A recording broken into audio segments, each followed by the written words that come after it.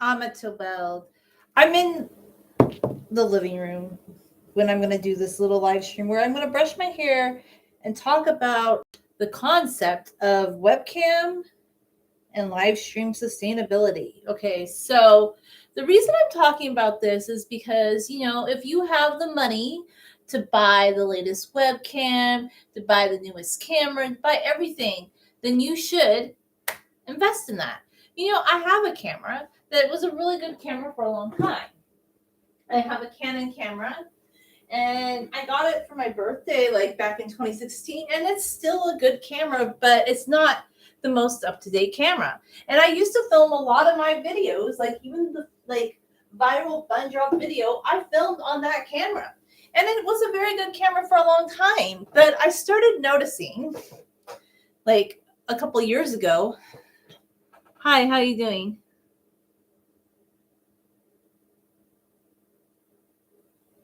That it just started downgrading. So it's good. Like if you invest in the best equipment, that's great. But I guess I want to talk about this from a live streaming tech sustainability point of view, though, in that if you can afford it, yes, that's great to invest in those things. But in my case, I thought about, I want to get a better webcam. I want to get a better this and that. However, I bought a new computer back in August. That was $900. And then I bought this webcam that has okay audio. It was like more money than I think it was worth. It ended up being about 200. It's been downgraded in price to like 120. It's not like its specs are kind of bad.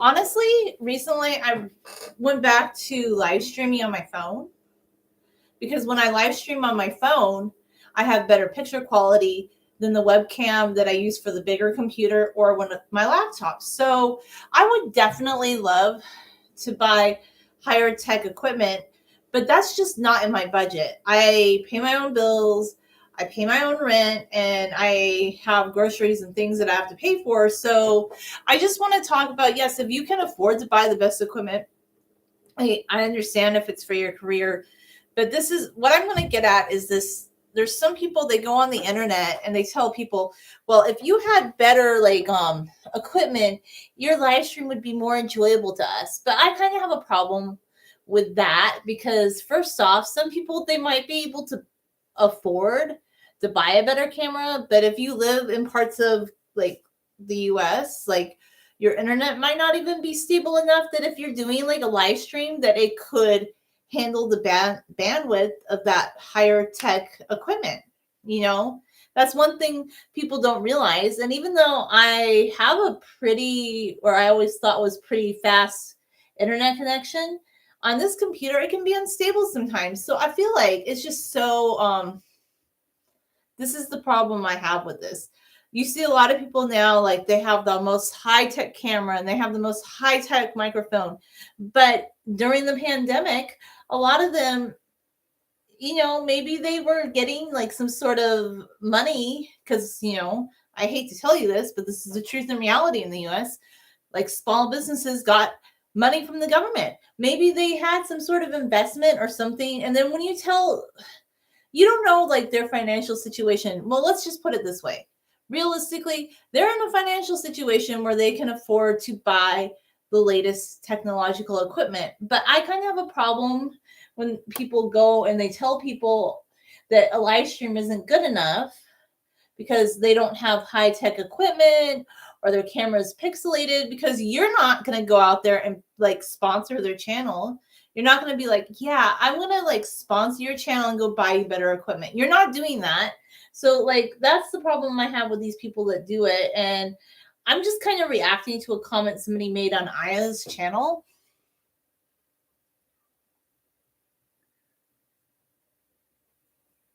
Well, there was no reason they shouldn't have hated on you. And I have an okay phone. Like I have the iPhone 11. I'm not saying it's the most high-end phone. It's not the latest iPhone, but it's good. I love the iPhone. And I'll tell you something. Filming on the iPhone and doing live streams on the iPhone is pretty darn good because That other camera that I have, it was a good camera in 2016. It wasn't the most high-end one. However, it's began to downgrade over time. So I couldn't even live stream with that camera.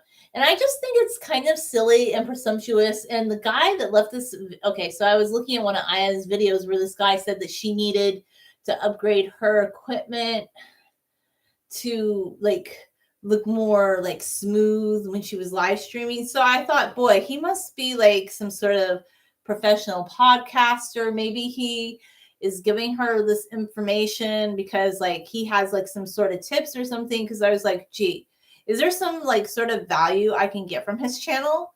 So no shade to him, but I went to his channel, okay, and it was literally filled with shorts of turning on the washing machine. And it was filmed in 2020 on just, it looks like a basic phone. And that's all it was. He didn't have any other videos, but he was telling her it was really hard to watch her videos, even though this was a very good video with a very good guest, Elizabeth Felton. Very interesting. And yeah, he was telling her that she needed to improve the quality of her videos so he could enjoy them better. And I was like, are you kidding me, man? Like, look, you don't know why some people might have certain equipment. Like I would think in the case of people living in rural areas, like they might not have the bandwidth that they could have like that really fancy setup when they do a live stream. I hate to tell you that, but that's the truth. Second thing, like for somebody like me, I choose to live in California. I love living in California. I'm not complaining, but I am reliant on myself 100%. I don't have like fancy sponsorships. I don't have like all these things that maybe other influencers have, but I'm always going to continue making content for my channel. And I actually will do it forever because I love being creative. And some of these people that said you needed all this fancy stuff, I don't think they're sustainable. Okay. So there's nothing wrong with investing in good equipment if you use it. I totally believe that. Like if you can afford something good, yes, invest in it. But this is the problem I have with those people. A lot of them are like they're faux sustainability people. Like they're always talking about how they're pro sustainability. And some of them might even say that they're pro minimalism, but they're always like promoting like more expensive equipment or more expensive gadgets or more expensive furniture. And that's great and all, but they might have a sponsorship to do that. You don't know why or how people can afford these things. And a lot of people have been saying on TikTok that they feel shamed when they see those things, but you shouldn't be, because I have nothing against people having things. I think it's wonderful if you have the resources and the means to afford those high-end things or a nice house. That doesn't make me feel bad about myself. But I think some people thought, oh, that meant that they weren't valid somehow and that they shouldn't be on TikTok because they were filming in just a regular apartment or house and that they didn't have really high-end things. Look, you don't have to feel like you can't be on the internet because you don't have those things. Actually, a lot of those people that think you have to have all those really high-end things, they might not even be on the internet in 5 years. Like this might just be a flash in the pan for them. Like I love being creative and talking about hair, but I'm going to continue to do it in a sustainable way that works for me, because if I buy something new, it's when I'm going to have the money for it. And I know it's something that's going to last me for a long time. And I'll tell you this, I'll never buy another webcam again, because after I bought that one that I'm filming on right now that has pretty good sound, the sound's pretty good on it. I just feel like, there's some other things about it that I don't totally love. Like it's very, like when you put things in front of it, it kind of like shakes a lot. I don't love that, I don't love that aspect of it. So yeah, and I will eventually upgrade to a better camera, but just this whole obsession with you have to have the latest podcasting equipment to be a valid influencer or a valid like creator. Who makes these rules up? You're letting like, okay, so people always used to be like, oh, like you have this group of people who decide what the media is. Only if you decide to engage with, like, look, I have nothing wrong. I have nothing against popular culture. There's a lot of things in popular culture I love. Don't get me wrong. But if there's something in popular culture that doesn't resonate with me, I don't have to consume it. And lately I'm feeling much less affinity for any kind of politics, whether it be conservative, liberal, libertarian. I just don't really care, because a lot of people just always like, everything is very politicized for people, and people love to bicker, and they think everything is doom and gloom. And honestly, I want to think about positivity, productivity, creativity. I don't really care about like certain interpretations people have of the world that are very slanted towards one particular worldview or preaching to one specific choir. So the whole sustainability thing, if you're truly sustainable, you wouldn't shame people just because they didn't have fancy equipment. Like that's kind of weird, isn't it? And I've actually seen some influencers who say things like, well, you need to have like X, Y, and Z equipment, and you need to like look like a TV production, but that's not how YouTube started out. That's why on my channel, even though I do have some edited videos, I have not given into that. Because why? I just don't see the point. Like, if you want to be super type A, like, I love creating artwork, and yes, I can be very, very picky about my artwork. But when it comes to like social media, I treat social media the way that I treat real life. Okay. What you see is what you get. Like, I'm the same person on social media as I am in real life. Like, the things that I talk to you about here are the same kinds of conversations I would have with people who care in my day-to-day life, or people that I meet that are interested. Those are the same kind of conversations. Like, there's nothing different that I do here that I do offline. Like, I'm the same person everywhere I go, but like, I do have a boundary line where I use tech, but when I'm out and about, I can put my phone away, and I put extreme boundaries on like, I don't think when you're out in public, you should be constantly texting and whatnot. I think the phone needs to go away, and you need to put like a 4-hour quarantine on texting, on a lot of things. Like, if you're out in public, I think you need to be interacting with people more. And I'm an introverted person. I really am. But I just feel like there's a lot of ways that people choose to use tech that I don't agree with. So just because somebody thinks that everybody has to have this high-tech camera that's online, that only the people with the high-tech cameras should continue to be online, I don't think that's necessarily valid. That's just my whole point. That's my only point, really. So yeah, you should buy quality stuff if you can afford it. But if you can't afford like a high-tech camera, it's okay. You can still be a live streamer. So I'm not saying don't get good things. I'm just saying, yeah, not everybody can afford to be those things. And the whole point of like social media was supposed to be, it's not that we're all equal. I'm not saying we're all equal. It's not that we're all supposed to have the same income. That's not possible. It's just, it's supposed to be a space where people can express themselves creatively. And I guess some people, I like to put some olive oil on my face, by the way. Some people feel, I don't know, maybe they feel, I'm going to wash my hair, by the way. Like, I've been saying that I was going to wash my hair, but I'm definitely washing it today. But I always rinse out my roots.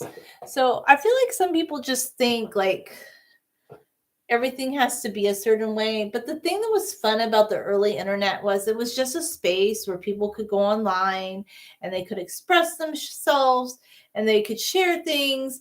And I think people still do that nowadays, but just the whole, like, I feel like podcasting has gotten kind of weird because, I were doing live streams before the pandemic.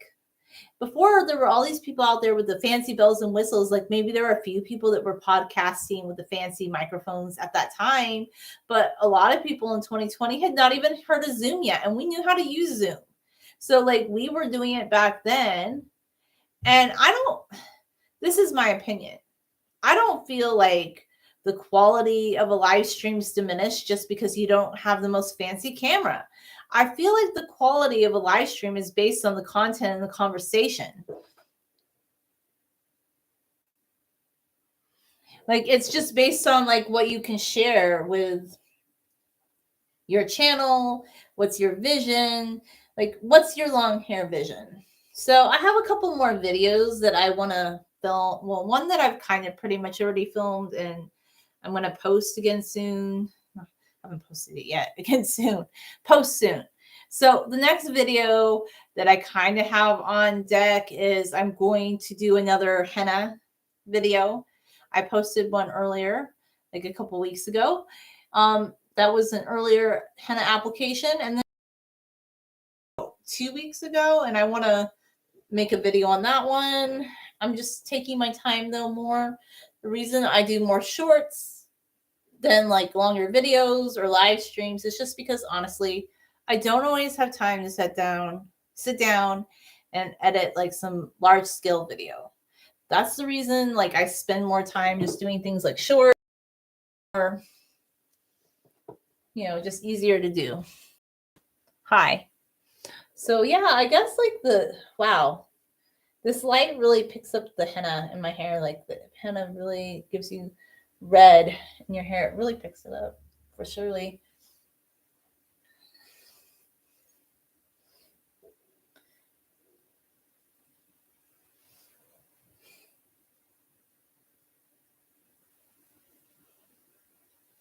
What's androphil? I don't know what that is, Cable.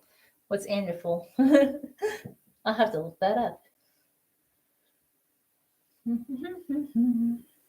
Okay, so yeah, I'm doing olive oil in my hair. That's another thing too, like that I think I see with like all the hair care videos. Like the stuff I use is super basic. Like I've gone back to just using olive oil, or I use and this is like before I wash my hair actually, or when I'm washing, like after I've washed my hair throughout the week, I use just the Aussie leave-in conditioner. I love that stuff. And shampoo, and I don't even have like a thing where I put it on my scalp because I don't put oil on my scalp. I don't do that. Homie, don't play that game. I don't put oil on my scalp. It'll naturally make its way up there. You don't need to do all these fancy schmancy things. Like I just brush my hair. And the best hairbrush I've had wasn't even the most expensive one. Like I bought like the Tangle Teaser one, that one that was like $15, and I had an Eco Tools hairbrush, and oh, my wet brush that would be probably $9.99 at the store, but I got it for $4.99 at Ross. And I got another one at Walmart. The wet brushes are the best because they are just so flippin' flexible. And this is coming from somebody who thought for a long time that I only should be wide tooth combing my hair. Not. I don't feel that way anymore. So yeah.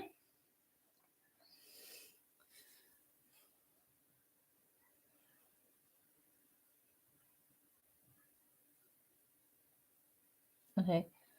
So another thing I was gonna say just before I sign off about sustainability, minimalism. Like all these people who say that they're truly into sustainability and minimalism.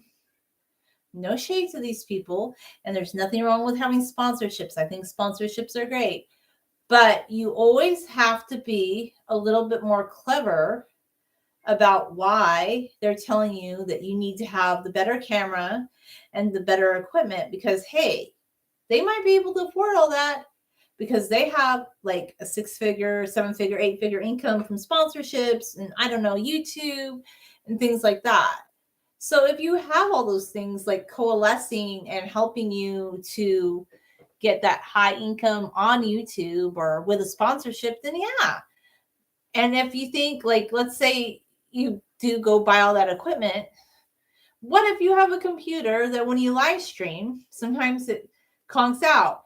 And then the other people are like, but you should just edit videos and they should be the most pristine videos. I just don't buy into all this type Aism. So I really love high tech microphones, but the microphone on this webcam is actually pretty darn good. That was one thing everybody said in the reviews of this webcam. Great microphone, horrible footage. Like the footage is okay. It could be better in my opinion. Because I don't like the whole flickery thing. That's super annoying. I do like the wide angle though. I guess if like, okay, let's say you worked in an office where you wanted to get 20 people lined up in a room, this webcam would be great because it has a wide angle. That's wonderful. But otherwise, I don't know. I'm just not a fan of HP computers. So I'm glad I kind of learned though, because I did that unboxing of the HP computer. But I don't know. I don't like to post like videos just to seeing products just to diss them. It's just not my thing. Like it kind of makes me, it feels cringy. But yeah, I would never buy an HP computer again. I'll buy a Dell because my last Dell tower had the best Wi-Fi ever. I didn't even know at the time when I got that Dell tower computer that they had Wi-Fi, but it was a new feature. The best, most stable Wi-Fi. But you know, it's pretty much dead. It still turns on, but it was just having too many problems. That's why I bought the new computer this summer. But I just really loved that Dell computer while it was going strong. You know, it lasted a pretty long time. I think 7 years is a pretty good go for a tower computer. I mean, I know they can last longer and I could have taken it to get service, but honestly, I'm not going to do that. Yeah, I don't know. If you have the funds to go take everything to get service, good for you. This is a realistic talk, okay? About like what people can afford, and not everybody is wealthy. And that doesn't mean that you shouldn't be on social media or YouTube just because you're not affluent. And I honestly, I'm happy for people that have things. I think that it's wonderful if you have the resources to do things for your family. But here's the caveat to that: more money does not make a happier person. And this is true. More money makes it easier to pay your bills and have a better place to live and have better food to eat or more food to eat. I mean, I would say 20 years ago that no, like you could definitely live on a very low budget income 20 years ago. But now I would say things have changed a lot, where with the rising prices of food, it is more expensive. Like just even if you want to make homemade cookies, like it used to be 20 years ago, you made a batch of delicious homemade cookies, that would be cheaper than the store-bought cookies. But now it's kind of gone the other way, like where all the ingredients are more expensive. Now, it might not be this way in every part of the country, but it's definitely this way in California. But I still say I would rather live in California than other states because, first off, I think where you live and your happiness level is more important than just picking a place to live that's isolated where you don't see people. And yeah, personally, I pick like the beautiful weather, the beautiful landscape. And also I'm in California and I'm just like, I'm a hardcore California girl. And I don't think I'd be happy in any other state except for Hawaii. I just know that about myself. So yeah, I'm realistic. I would rather live in a place that makes me happy and is a little bit more expensive. And then this is the trade-off. Everywhere is pretty much getting more expensive. That's just the way of the economy is going. We can't really change that. I know people have a lot of opinions about things they can do, but this is another reason I'm personally getting away from like just politics in general, is because all sides of the equation have something that they think is the solution to that. But personally, I just don't want to give any more of my time to American politics, because American politics, whether they be liberal or conservatives, this is the problem with it. This is the big giant problem. Americans love to export our political opinions just like everything else. It's almost like, I don't know, is there a vacuum right now? Just because, yes, we still make products in America, but I feel like maybe because Americans aren't making as many products, like there's a bigger push to export our political opinions and things like that. And I don't think being political is always like more virtuous, you know? I think in the end of the day, my opinion, people have replaced, like, not that I go to church or anything every Sunday or go to mosque or anything, but I feel like they've replaced religion with politics. And I just, yeah, I don't like that whole obsession with political opinion. It really kind of, it's just not my thing, you know? It's just not my thing. So I know people have all these reasons for why they need this and why they need that. And this makes you a better YouTuber and this makes you a better live streamer. Or if you have this camera, it's more entertaining. That's kind of weird, because not necessarily, and the people that seem fixated with those things aren't using those things either.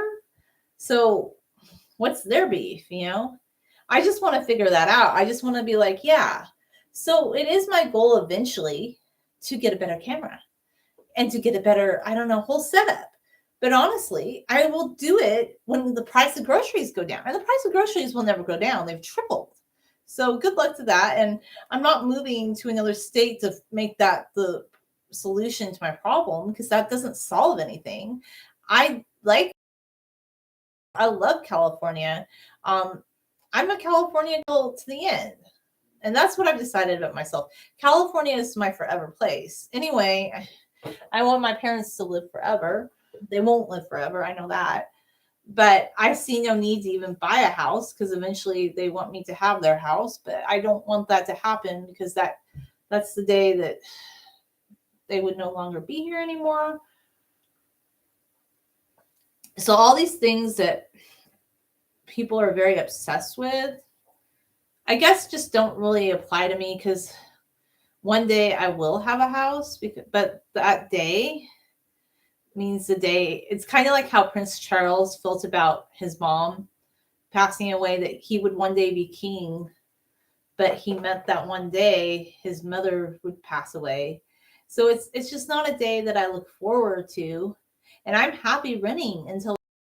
And I like renting because, yeah, I know people are like, oh, but renting, like, you don't own the place. But there's benefits to renting, in my opinion, that if there's a maintenance problem, I live in a corporate apartment complex where they want to fix stuff. And I'm happy. So, and also with the rising price of houses in California, I'm definitely not going to go buy a house. It's not in my budget. Maybe if it were in my budget. But just like everything else, I do everything sustainably. And I think people forgot what the true meaning of sustainability was, because true sustainability, okay, if you're like a truly sustainable person, it's not about having the most expensive equipment or the most expensive microphone and camera, or buying all this minimalist furniture that costs 7 times more than furniture that they sell at IKEA. That's just kind of elitist in a way. I mean, if you can afford to be elitist, that's fine. But at the end of the day, you always have to have your thinking cap on. Like, why are people talking about minimalism? Like, why are they pushing this? Oh, they have a link to that.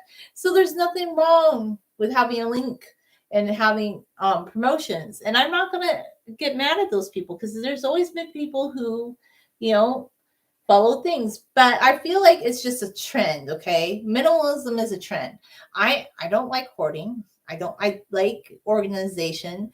I will declutter things, but honestly, in general, I have more affinity towards maximalism than minimalism. But my version of minimalism is this: that I decorate my house and I buy clothes and I keep clothes, things that I truly love. Like, I have my own personal style. I've never listened to the people that say you have to get rid of your clothes.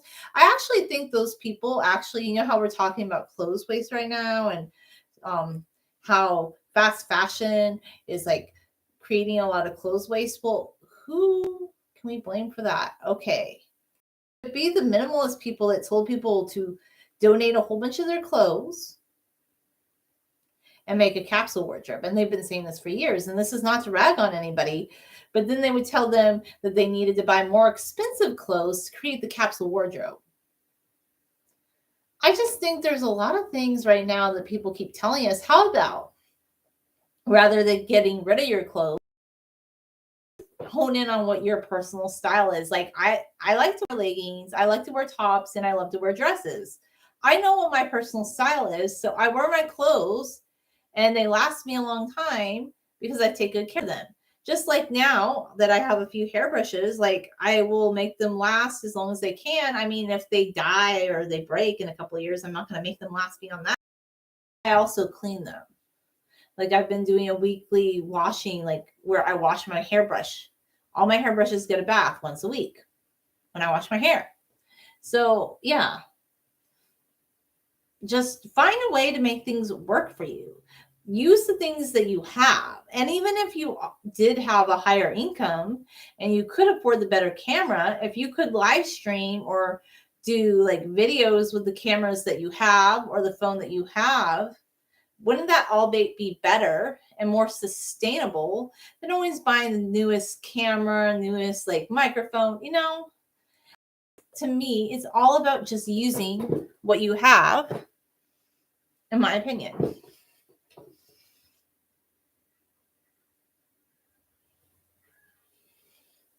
Because some people don't use what they have and they always get rid of it. I'm telling you, because I've thought these things through. I've thought these things through. If there's a lot of environmental waste right now because secondhand stores don't keep all that clothing, they ship it to Africa, where a lot of it's stained, soiled, and then people in Africa are trying to sell it, and a lot of it ends up in their landfills. If you follow the trajectory back, it goes back to the people who've been saying for the last 20 years in magazines that if you haven't worn it for 6 months, you should get rid of it. I didn't know that the clothes would end up in the landfills in Africa when people were saying that, like in 2003 in a magazine. But what I did know about that advice, and I could tell you then, was it didn't make any sense to me because I was like, well, wait a minute. Some women might be the same size all their life, right? They might always be 110 pounds. But a lot of people fluctuate in size for various reasons, and it's healthy and normal to not always be the same size all the time. Like, I know, like, society wants to, like, brainwash people into thinking, or some of society, not everybody, that if somebody, like, fluctuates at all, or if they, like, aren't the specific same size for the rest of their life, like what their weight was in high school, that they are somehow flawed, which is ridiculous. I've always known that was ridiculous. So I just always thought logically, well, I'm going to keep my clothes. Like, you know what? I did get rid of some clothes, honestly. Like, I do feel bad. I did donate some of my clothes to one of those things that sent clothes probably overseas. And I do feel bad about that. But those were clothes that were a lot bigger for when I was a little bit bigger. And then I lost weight and then I put on some weight again. But the reason I haven't gotten rid of clothes that I wore when I was smaller was I might not be smaller today, but I mean, I do have this goal that I am slowly working towards, you know, maybe losing some weight. So I would wear those clothes again someday. So I didn't follow the 6-month rule. And I am slowly working towards just making sure I bring my weight down just because that's healthier for me. Okay. But I'm not going to get rid of my clothes. I'm just going to find ways to wear the clothes I have now.